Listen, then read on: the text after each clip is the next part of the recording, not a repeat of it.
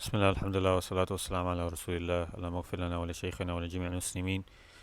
قال المؤلف رحمه الله: باب نواقض الوضوء.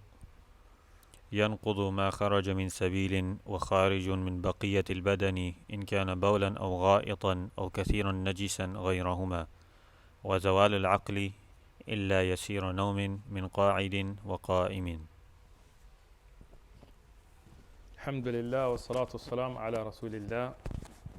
Before I begin, I was thinking about this. We get a lot of messages nowadays that why aren't you guys worried about social justice or what? First thing, we are. Alhamdulillah, we've been meeting with the police department, and before George Floyd and all of that, we've been working on giving out free food and trying to get homeless Muslims houses. We've been working on. Just because we don't brag about it doesn't mean that we're not involved in it. But let me make another point. What we're doing is the islah of the ummah. When is the best time to make dua? One of the things you forget is that Allah is qadir on everything. So if you want to make islah of the ummah, if you want to fix the social ills that our society is facing, it's not going to be through a Qawm al-Lut type of structure that's going to lead you to islah of the ummah. If you make the people on the amal of Qawm al-Lut as your leaders, do you think that's going to make islah of the ummah? La, islah of the ummah will come through the Muslims being first and foremost upon their religion. Tayyib. How does that begin? First, you have to know your religion. If you don't know your religion, what are you going to lead with? Tayyib, everybody thinks they know the religion. Everybody you talk to, what are you studying? We're studying fiqh. I already know. Salah, I knew that one as a kid. Tayyib. Before we begin the dars, whoever is watching online, list out everything from nawaqid al-wudu, what invalidates the wudu. And I guarantee you're going to miss something. Even if you don't miss something, you will not know why.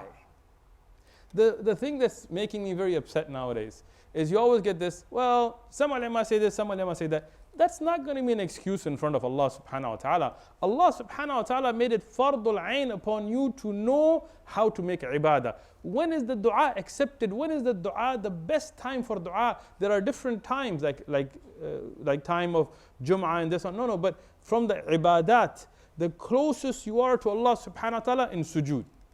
In salah.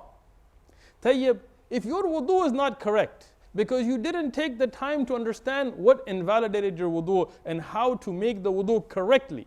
Not just you made wudu the way your dad taught you or some guy in the masjid did it, the way that Rasulullah sallallahu alaihi wasallam taught us. If you didn't learn that, your wudu is not correct, your salah is not correct. If your salah is batila, what kind of dua are you going to get accepted? If you want to make islah of the ummah, first and foremost, bring the ummah back to the kitab wa sunnah. Then from there we build.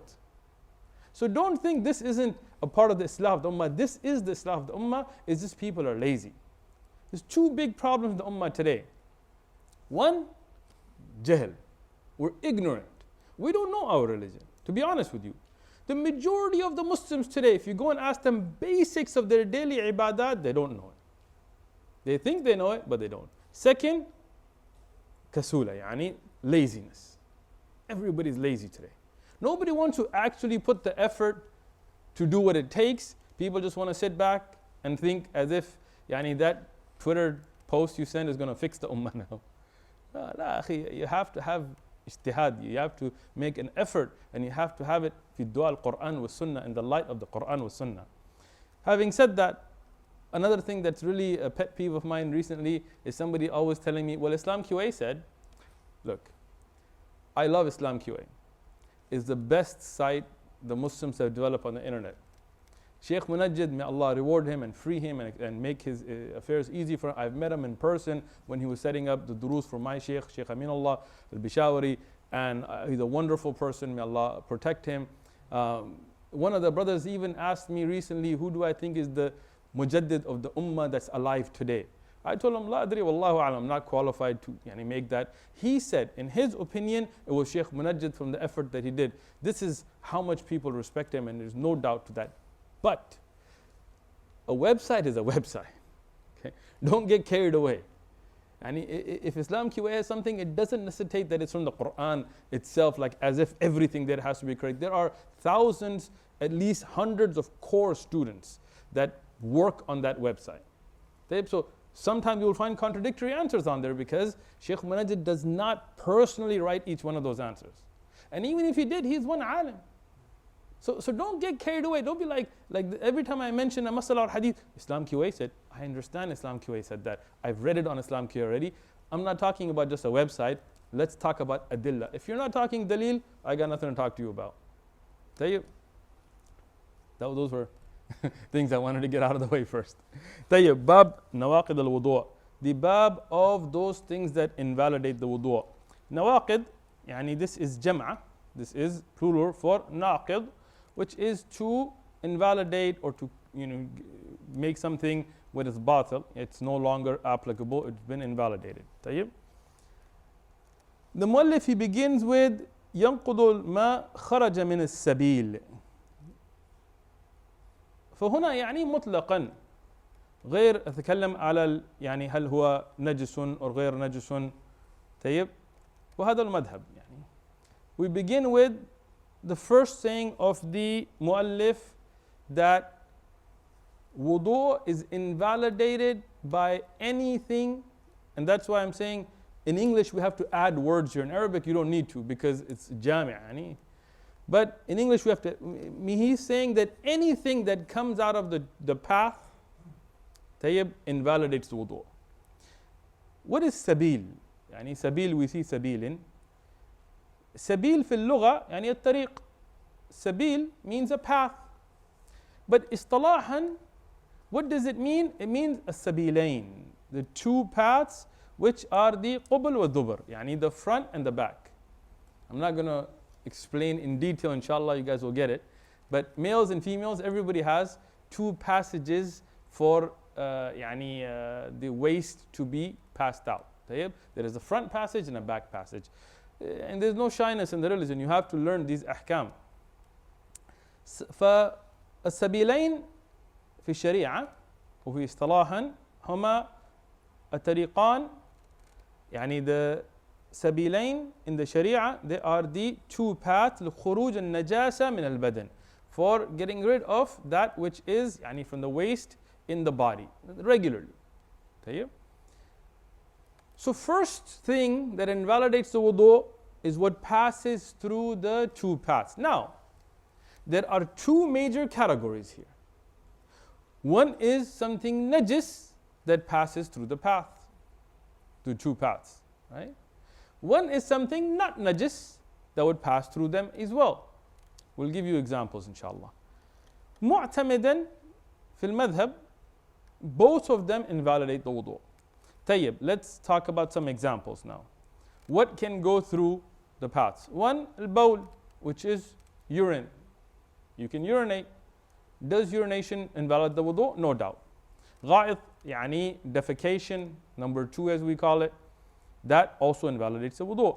Then there is madi, then there is wadi, then there is dam, blood, that could be of hayd or istihada or other than that. All of those are najis and they invalidate the wudu.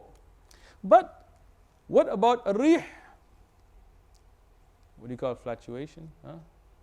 I don't want to say farting, that sounds pretty. Passing wind, there you go. Abdurrahman, what do you call it? Fluctuation? Where's our English majors at? There you go. So, passing wind, right? That is that wind in itself najis? La. We don't have a dalil for najas of it. But does it invalidate your wudu? No doubt. So that means it's not just najasa that goes to the two paths, even things that are not najis. Tayyib. Another example would be mani. What is yani rajih is al-mani, is what insan is made of. Wadi and madi are najis, al-mani is not najis. If mani was najis, then we would be najis, because we would came from najasa then. Tayyib. So that means things like this, or things like tapeworms. Ulama of Islam have come together, they said things like tapeworm, and we'll talk about the khilaf and ijma' and stuff as well. These things are tahir But if they come out of the two paths, then they also invalidate the wudu'. Tayyib.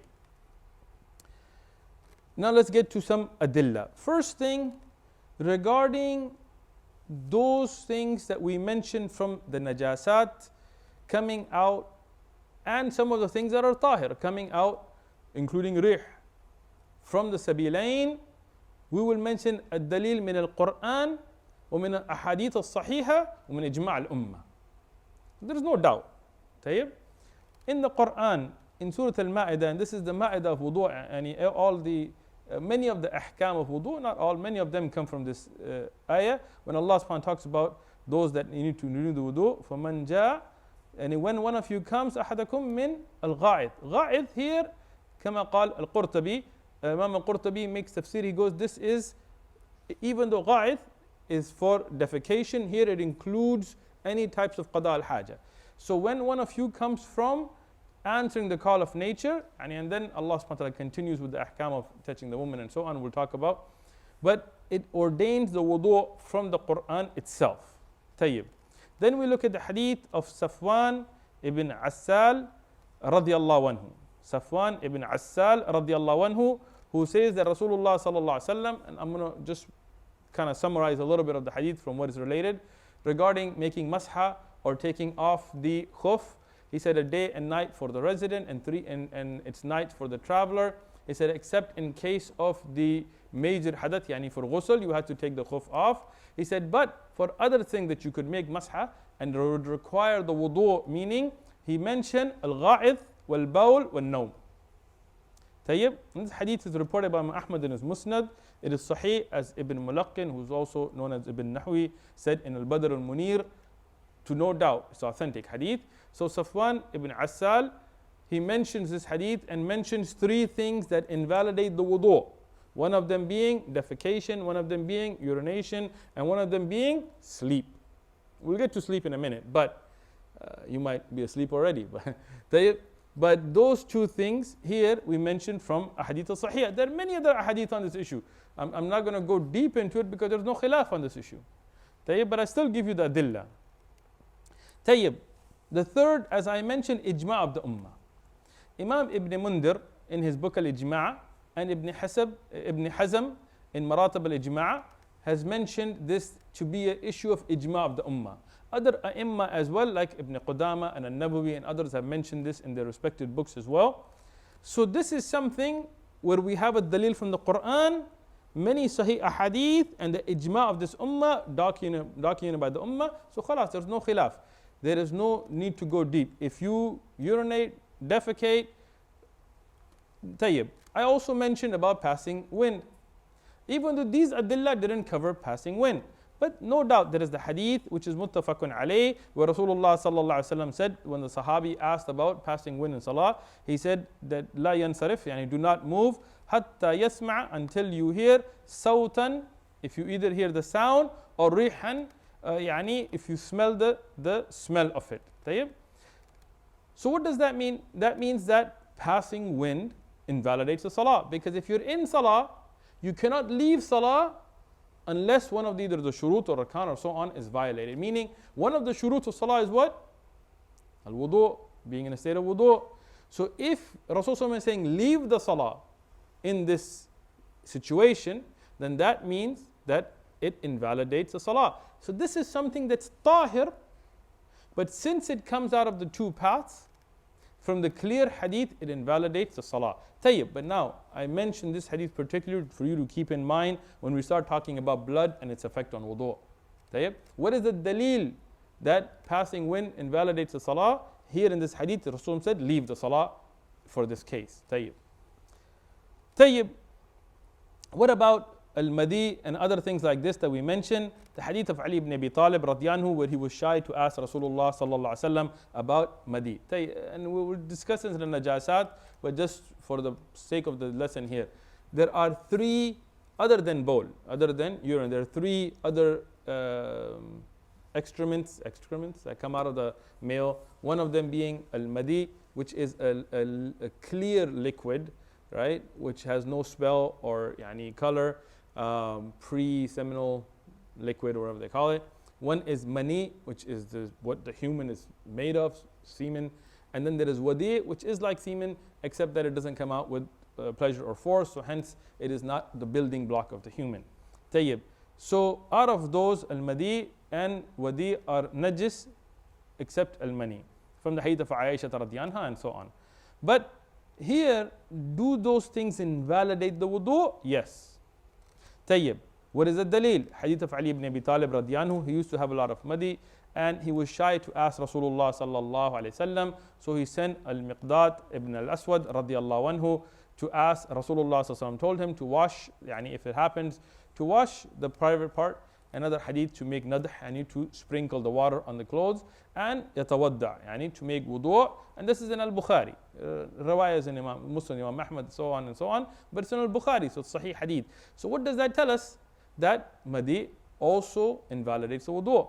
What about mani? No doubt, because it ordains the ghusl. And anything that makes wajib ghusl on you also invalidates your wudu and makes it wajib to get wudu, except one thing. What's that one thing? Huh? Maut. Excellent. If you die, ghusl becomes wajib on you, but wudu does not. Even though it's mustahab to perform wudu for the one you're doing ghusl for, but it's not wajiban.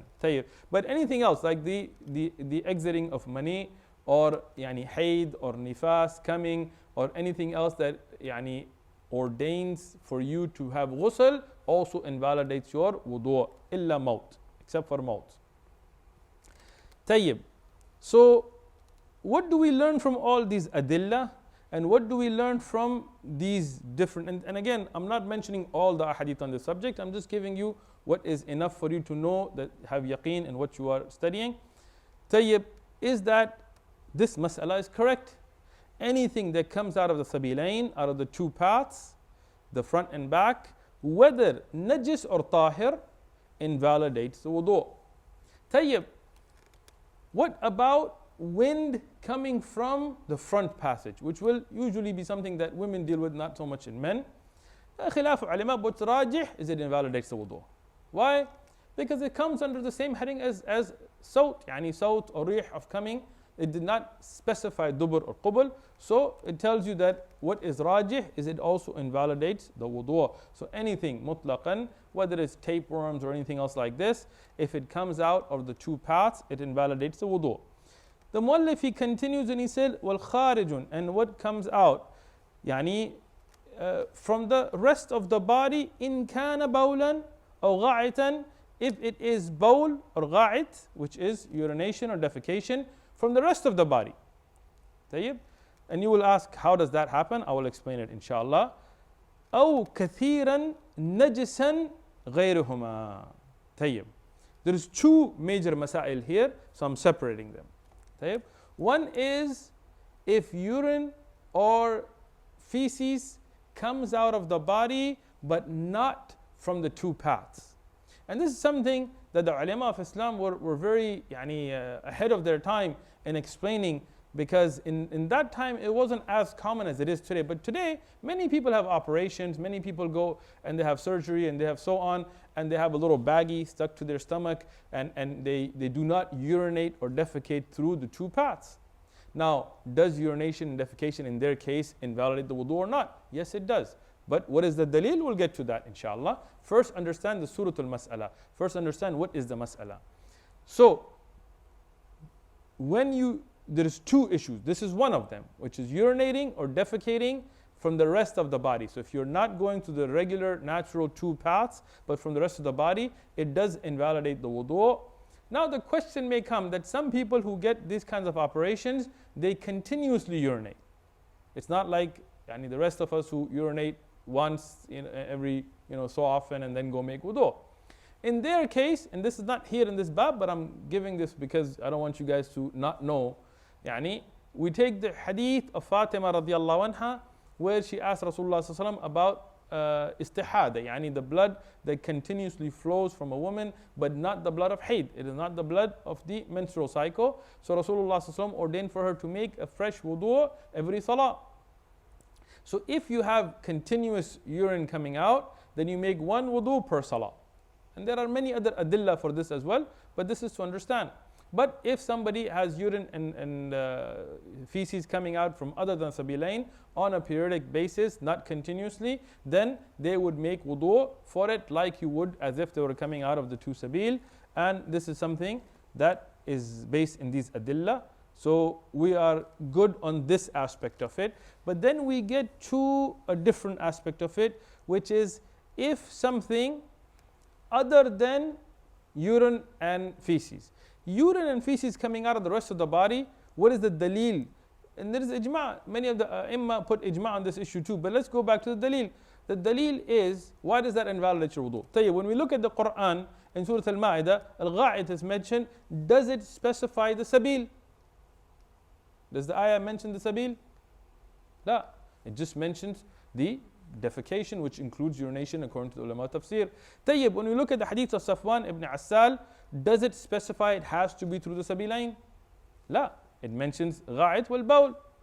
And if you go on, so on, through these ahadith, we do not find there to be a khas made that is only for the sabilain. So these adillah are general for urinating and defecating, and if you're urinating and defecating other than the sabilain, they are still applicable.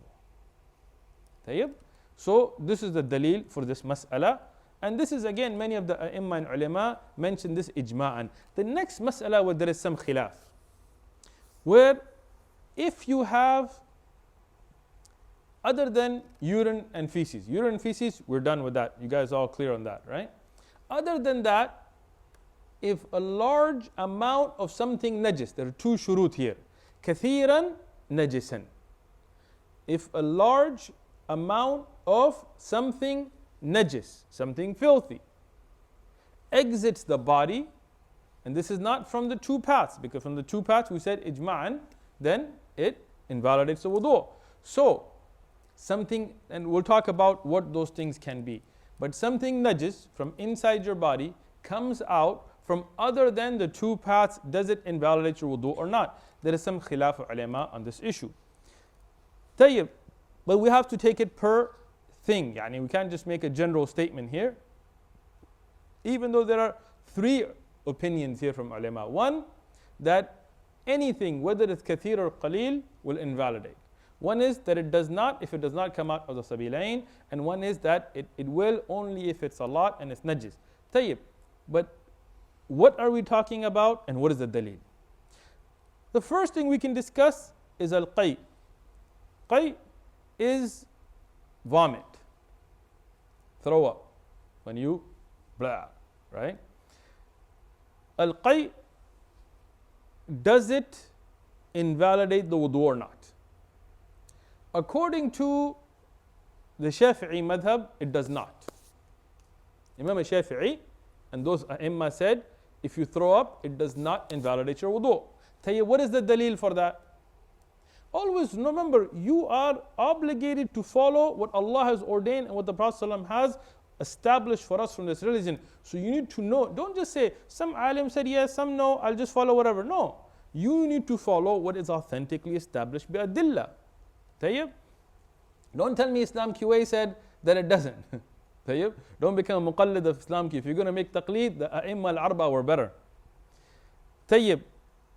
The dalil for the shawafi', and Shaykhuna ibn Uthaymeen took this opinion as well, is that there is no dalil sarihan, clearly ordaining wudu for vomiting. Tayyib, that's the dalil. So keep that in mind. That's their dalil. Another opinion is what some of the Maliki ulama said, that if it changes in the stomach and then comes out, it would, but if it didn't change, it wouldn't, and didn't matter if it was little or more. Okay? And they base that most on qiyas, that if it changes in the stomach, then it's like feces. Okay? Khalas, that's one opinion. The other opinion is of the Hanafi and the Hanabila. Hanabila and the Hanafi madhab, they take the opinion that if it comes out, vomit, and it's a lot. Hanafi madhab said a lot is a mouthful. According to Ahnaf, what is a lot? A mouthful. Tayyib. Hanabila said that it's a lot without saying a mouthful, because there is no dalil for making it only at a mouthful. But they said a lot, and we'll talk about what a lot is. But let's talk about first, what are the adilla? Tayyib. First and foremost, we begin with the Sahih Hadith. عن أبي الدرداء, and this is a longer hadith of Thu'ban, where he was in the masjid in Damashq, and somebody asked about throwing up, making wudu, and Abu Darda radiallahu anhu explained to them that yes, that Rasulullah sallallahu alaihi wasallam, anna Rasulullah sallallahu alaihi wasallam qa'a fatawadda, he vomited, so he performed the wudu. And Thu'ban and other, they emphasize that this is correct, and then they mentioned that they took the water for Rasulullah sallallahu alaihi wasallam and so on. And it's a longer hadith, but what is important here is this fact that Rasulullah sallallahu alaihi wasallam, he vomited and he performed wudu.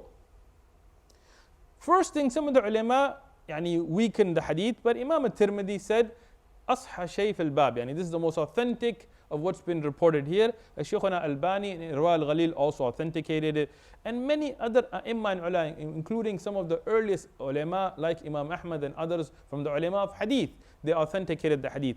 I spent a long time doing takhrij and looking up the different asanid and so on and so on. No doubt if you put all of the asanid together, the hadith is authentic. طيب? Even though some ulama said there is a flip in the word between tawadda, fatara, iftar, made iftar from fasting and so on. But you look at all the different asanid, no doubt the wording is established and the sanad is authentic. So the hadith is authentic. But is it a dalil that vomiting obligates one to perform wudu or not? The Shawafi' and other a'imma would respond and say, well, the action of Rasulullah sallallahu alaihi wasallam does not show wujub. They would say that it's mustahab. And Rasulullah did it, but did he ordain it? Tayyib. So this is a good point. And you always have to be fair. So what do we have? We know for sure from a Sahih Hadith through many chains that Rasulullah sallallahu alaihi wasallam performed wudu after vomiting. What is the question still at hand is, was it from an obligation or preference? Now this is where we're left. Tayyib. In the explanation of this mas'ala, Shaykh al-Islam Taqiyuddin ibn Taymiyyah, in his sharh of Al-Umdah, Al-Umdah al-Fiqh ibn Qudama, in his sharh, he said, وَالْقَيْء نَجِسٌ. He said, the vomit is najis because of the action of Rasulullah sallallahu alaihi wasallam, that when he washed up after the vomit, as you would with ghasl al-yadayn, when you wash the hands or the clothes in the sharia, in the shar'i washing before salah, it shows there to be wujub. Okay? This is the ijtihad of Shaykh al-Islam ibn Taymiyyah. He said that if Rasulullah sallallahu alaihi wasallam washed up, made a new wudu before salah, that means it was something required for salah. But you could argue that point. You could argue against that. But just letting you know. Ibn Qudama in Al-Mughni, he says, Al-Qay najisun, the vomit is najis.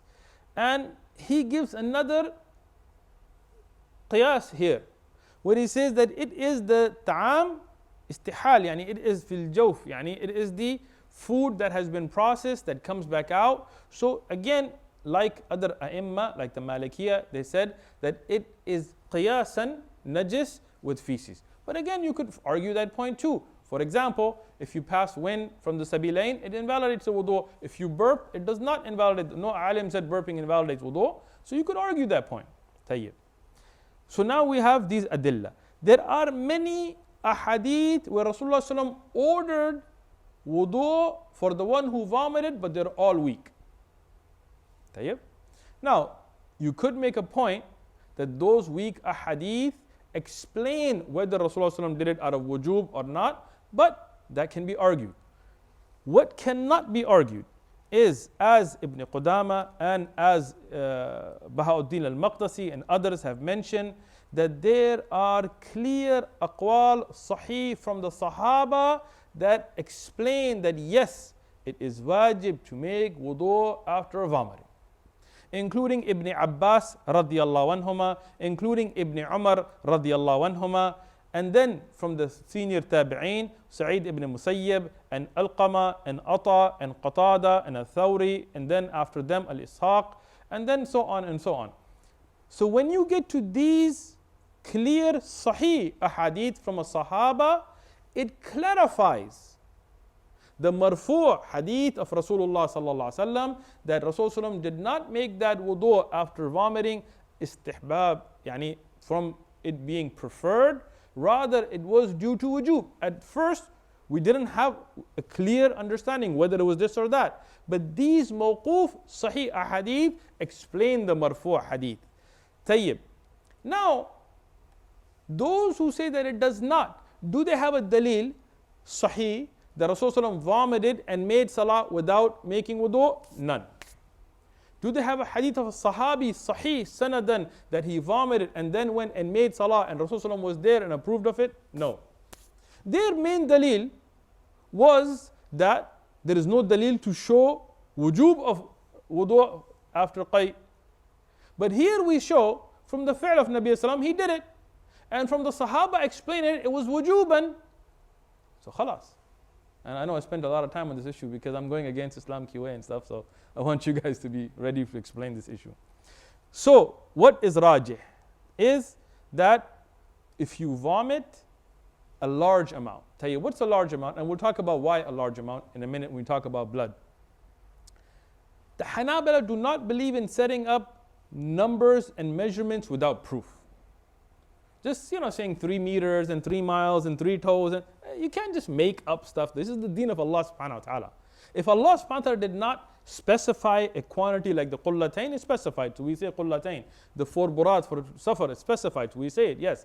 But if Allah subhanahu wa ta'ala and His Prophet did not specify a number, you can't make it up. It's not your religion to play with. It's a large amount. What's the large amount? We do not specify, except we'll explain from the hadith of Ibn Abbas coming up. That's one. Which brings me to the second najis thing that comes out of the body that invalidates the wudu according to the madhab, which is ad-dam. Which is what? Blood. Is blood najis? First off, there is different types of blood and there is different quantities of blood, has different hukam. But what is the asal? Aw damman masfuha.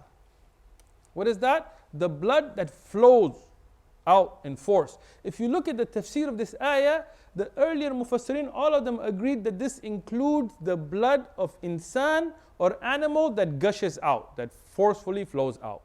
When you slaughter the animal and the blood gushes out, that, and if an insan has blood that gushes out, then that is najis according to Quran in Surah Al-An'am, the 145th ayah. Tayyib.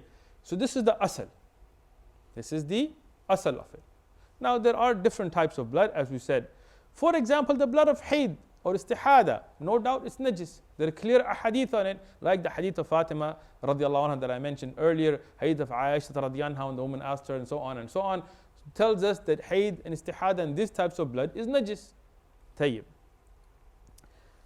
Now when we get to blood of insan that comes out, there is some khilaf ulama on whether it invalidates wudu or not.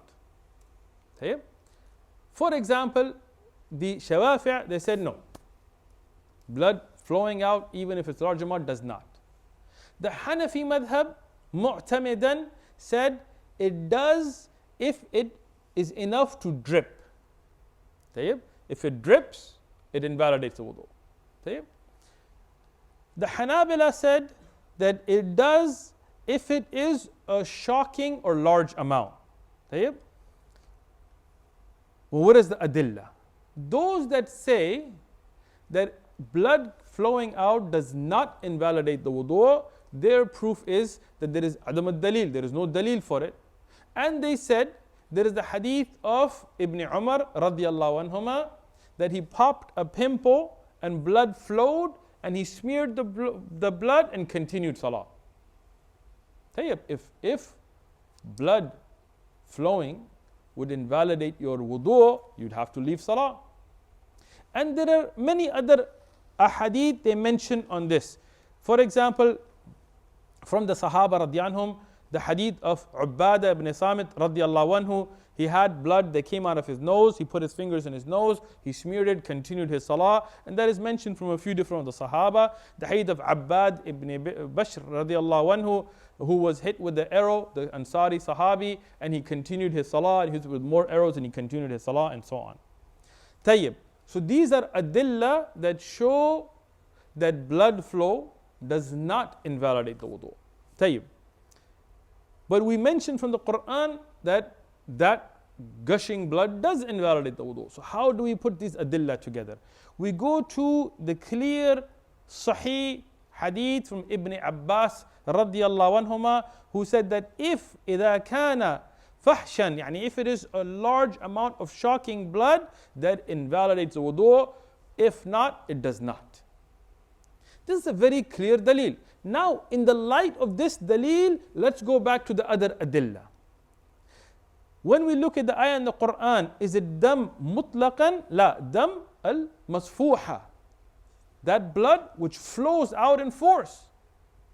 So small amounts of blood would not be najis in accordance to that ayah. Right? Tayyib. Now, so those who said that it is najis would have to say that it has to be a large amount according to even this ayah. Let's go to the adillah for the shawafi'. Let's go to those adillah. Let's go to the hadith of Ibn Umar. He popped a pimple. How much blood comes out of popping a pimple? It's not a Japanese anime. You're not going to get like blood flowing and making the whole place red from popping a pimple. No. So this is a small amount, but not a huge shocking amount. But it does show that the mas'ala that simply dripping of the blood invalidates the wudu is incorrect, because against these adillah. Tayyib, so now let's look at the hadith of Ubadah ibn Samit radiyanu. He had blood come out of his nose, but it was not a nose, it didn't bleed all over, but he put his finger in his nose, he wiped out the blood. Again, not a large amount. Let's look at the hadith of Abbad radiyallahu anhu when he was hit with the arrow. When you're hit with the arrow, may Allah protect all of you don't get hit by arrows, but when you're hit with the arrow, you don't bleed much. When you pull the arrow out, then it bleeds a lot. When you're hit, the arrow stops the major part of the blood flow. Unlike a gunshot, because there's nothing stopping, it opens up the blood. But an arrow does not make you bleed large amounts. So that means if you get hit with the arrow, you don't bleed fahshan, yani something shocking, until the arrow is pulled out. In that case, then the blood flows. So that hadith also works with this dalil. So when you look at all of the adillah and put them together, what is the clear mas'ala? And the clearest dalil for that is the hadith of Ibn Abbas radiyallahu anhuma, which is that if it's a large shocking amount of blood, it invalidates the wudu. If it's a small amount, it does not. Tayyib, what is large? Urf. The Sharia did not put 2 liters and 1 liter and this much, so we cannot put that. Rather, whatever is shocking to you. If you have for example, a real nosebleed. Nosebleeds are 2 types. Some nosebleed, just a little bit of blood comes out. From the hadith of Ubadah ibn Samit radiyanu, that would not invalidate your wudu. But if you have a nosebleed where you have blood gushing out, it invalidates the wudu. What is the dalil for that? A sahih hadith where Rasulullah sallallahu alaihi wasallam said that if somebody's in salah and they happen to pass gas, and obviously you're ashamed to show that, they should grab their nose and leave salah. Tayyib, now go back to the earlier mas'ala, that's why I emphasize on it. What did we say about passing gas, breaking the wudu? Rasulullah said, if you hear the sound or smell it, leave the salah. So leaving the salah meant that invalidates your wudu. So if Rasulullah is saying that a nosebleed is an excuse to leave the salah, what does that tell you? It invalidates the wudu. Adillah, put them together. It takes some thinking. Don't be one of those ABC kids, everything's just like, I heard what Shaykh Fulan, that's it. No. Look at these adillah, ponder upon them, think about them. I spend nights awake on these things. Why? This is the deen of Allah, don't play with it. Tayyib, so now it shows us, tying into that other adillah as well, that a nosebleed that is enough that you're going to hold your nose where your blood's going to flow would be an excuse to leave salah. It invalidates the salah, meaning it invalidates the wudu. So, a large amount of blood coming out, which is shocking, invalidates the wudu, as the hadith of Ibn Abbas radiyallahu anhuma. Small amounts of blood, even if they flow, but a small amount of blood does not invalidate the wudu'. Wallahu alam, and we'll stop here inshallah ta'ala.